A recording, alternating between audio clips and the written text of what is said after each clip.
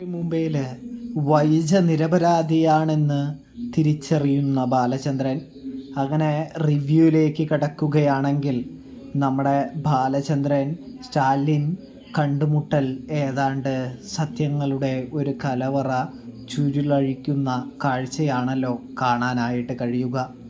അതായത് സ്റ്റാലിനാണെങ്കിൽ ബാലചന്ദ്രൻ്റെ അടുത്ത് പറയുന്നുണ്ട്, സത്യം പറഞ്ഞാൽ ഞാനിതൊക്കെ നിങ്ങളോട് പറഞ്ഞത് നിങ്ങൾ വൈജയെ അറിയാവുന്ന ആരോ എന്ന് വിചാരിച്ചാണ്.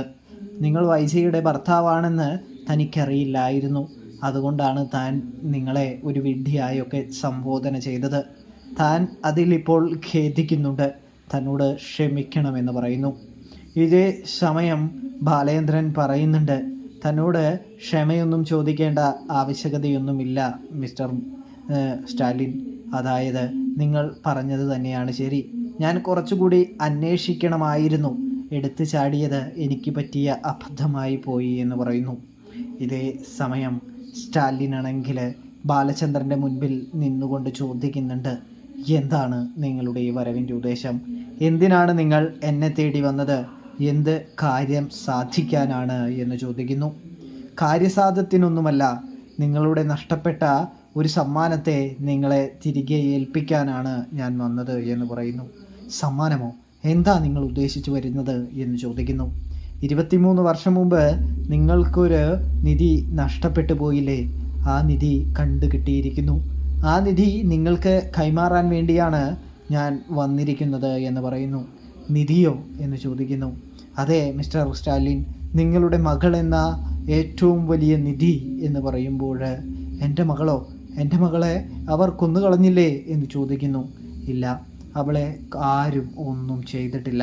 അവർക്കതിന് സാധിക്കാത്തത് കൊണ്ട് തന്നെ അവളെ ഒരു അനാഥാലയത്തിലേക്ക് തള്ളിയിരിക്കുകയായിരുന്നു ഇത്രയും നാൾ. അവളിതാ തിരികെ വന്നിരിക്കുകയാണ്. അവളുടെ അമ്മയെ കാണാനായിട്ട് തൻ്റെ ഭവനത്തിലേക്ക് കടന്നു വരികയും ഒടുവിൽ താൻ അവളിൽ നിന്നെല്ലാം എല്ലാ കാര്യവും മനസ്സിലാക്കുകയും ചെയ്തു എന്ന് സ്റ്റാലിൻ്റെ മുൻപിൽ നിന്നുകൊണ്ട് നമ്മുടെ ബാലചന്ദ്രൻ പറയുമ്പോൾ സ്റ്റാലിൻ ചോദിക്കുന്നുണ്ട്, എൻ്റെ മകൾ ഇപ്പോഴും ജീവനോടെയുണ്ടോ എന്ന് ചോദിക്കുന്നു. അപ്പോഴാണെങ്കിൽ നമ്മുടെ സ്റ്റാലിൻ്റെ അടുത്ത് ബാലചന്ദ്രൻ പറയുന്നുണ്ട്, തീർച്ചയായിട്ടും അവളിപ്പോൾ ജീവനോടെയുണ്ട്. നിങ്ങൾ എൻ്റെ കൂടെ വന്നാൽ നിങ്ങൾക്ക് അവളെ കൊണ്ടുവരാം. കൂടാതെ വൈജ എൻ്റെ വീട്ടിൽ വളരെയധികം പ്രശ്നങ്ങളാണ് ഉണ്ടാക്കിക്കൊണ്ടിരിക്കുന്നത്. അവൾക്കൊരു തിരിച്ചടിയും കൂടി എനിക്ക് കൊടുക്കേണ്ടതുണ്ട്. അതുകൊണ്ട് തന്നെ തീർച്ചയായും നിങ്ങൾ എൻ്റെ കൂടെ വന്നേ മതിയാവൂ. ആ ഒരു ഉപകാരമാണ് ഞാൻ ചോദിക്കുന്നത്.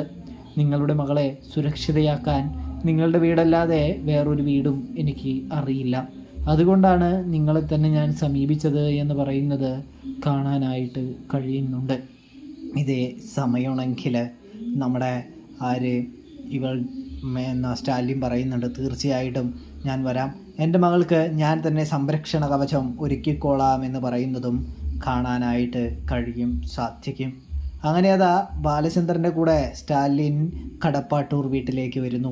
അവിടെ സംഭവിക്കുന്നത് അച്ഛൻ മകൾ ബന്ധം ഒന്നുകൂടി ദൃഢമാകുന്ന കാഴ്ചയാണ്.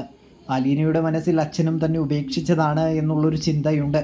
ആ ചിന്തയെല്ലാം മാറുന്നൊരു കാഴ്ച കാണാനായിട്ട് സാധിക്കുന്നുണ്ട്.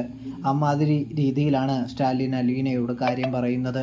അച്ഛൻ ഇതുവരെ അറിഞ്ഞില്ല തനിക്ക് ഇത്രയും മിടുക്കിയായ ഒരു മകളുണ്ടെന്നും അങ്ങനെ ആരും അറിയിച്ചില്ല എന്ന് പറയുന്നു. അതുകൊണ്ടാണ് മോൾ ഇത്രയും നാൾ അനാഥാലയത്തിൽ കിടക്കേണ്ടി വന്നത് എന്ന് പറയുമ്പോൾ അലീനയ്ക്ക് കാര്യങ്ങൾ ഒന്ന് വ്യക്തമായി വരുന്നുണ്ട്.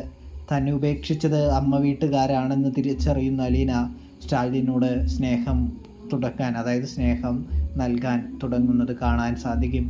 ഇതേ സമയം ബാലചന്ദ്രൻ പറയുന്നുണ്ട്, വൈജയുടെ അടുത്തേക്കും നമുക്കൊന്ന് പോകണം മിസ്റ്റർ സ്റ്റാലിൻ എന്ന് പറയുമ്പോൾ സ്റ്റാലിൻ അതിനും തയ്യാറാകുന്നുണ്ട്. അങ്ങനെയതാ നമ്മുടെ സ്റ്റാലിനാണെങ്കിൽ വൈജയന്തിയുടെ വീടായ കൊല്ലപ്പള്ളിയിലേക്ക് എത്തുകയാണ്. എല്ലാവരും ഉണ്ടെന്ന് കാണാം. ഇതേ സമയം വൈജയന്തി പെട്ടെന്ന് സ്റ്റാലിനെ കണ്ടതും പൊട്ടിക്കരയാനായിട്ട് തുടങ്ങുന്നു. തൊട്ടപ്പുറത്ത് ബാലചന്ദ്രൻ നിൽക്കുന്നത് കണ്ടതും വൈജയന്തി എല്ലാം ഒന്ന് ഊഹിച്ചെടുക്കാനായിട്ട് ശ്രമിക്കുന്നുണ്ട്. എടി വൈജേ, നീ എന്നെ ചതിക്കുകയായിരുന്നില്ലേടി എന്ന് ചോദിച്ചുകൊണ്ട് ബാലചന്ദ്രൻ തുടങ്ങുന്നുണ്ട്. ഇതേ സമയം നമ്മുടെ വൈജയന്തി പറയുന്നുണ്ട്, ഞാൻ സ്റ്റാലിൻ്റെ കൂടെ ജീവിക്കാനാണ് ആഗ്രഹിച്ചതെന്നും തൻ്റെ വീട്ടുകാരും തൻ്റെ ജ്യേഷ്ഠന്മാരും തൻ്റെ അച്ഛനും ചേർന്നാണ് ഈ ക്രൂരത തന്നോട് ചെയ്തതെന്നും താൻ ഇതുവരെ നിങ്ങളോടത് പറയാൻ ശ്രമിച്ചിട്ട് അത് സാധിക്കാഞ്ഞത് തൻ്റെ കുഴപ്പമാണെന്നും വൈശ ഏറ്റു പറയുന്നുണ്ട്. സത്യം പറഞ്ഞാൽ എനിക്ക് സ്റ്റാലിനെ വിവാഹം തന്നെ കഴിക്കാനായിരുന്നു ആഗ്രഹം. ബാലചന്ദ്ര, നിങ്ങളുടെ ജീവിതത്തിലേക്ക് കടന്നു വരാൻ യാതൊരു താല്പര്യവും ഉണ്ടായില്ല.